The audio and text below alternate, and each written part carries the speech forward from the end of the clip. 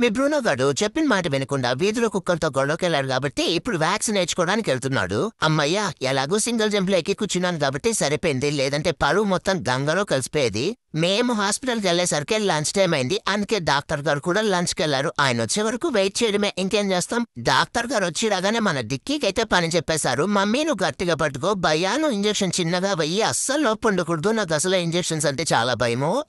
అప్పుడే అయిపోయిందా? సూపర్ భయ, అసలు వేసినట్టే లేదు. ఎక్కడ ట్రైనింగ్ తీసుకున్నావేంటి? ఇప్పుడు మీ అందరికీ ఒక యూస్ఫుల్ ఇన్ఫర్మేషన్. ఎవరినైనా సరే డాగ్ బైట్ చేసిన జస్ట్ చిన్న స్క్రాచ్ లాగా అయినా సరే వెంటనే విత్ ఇన్ 24 hours లోపల ఇంజెక్షన్ తీసుకోవాలి. అది డాగ్స్ అయినా సరే మనుషులైనా సరే. ఇది మాత్రం అస్సలు స్కిప్ చేయకండి.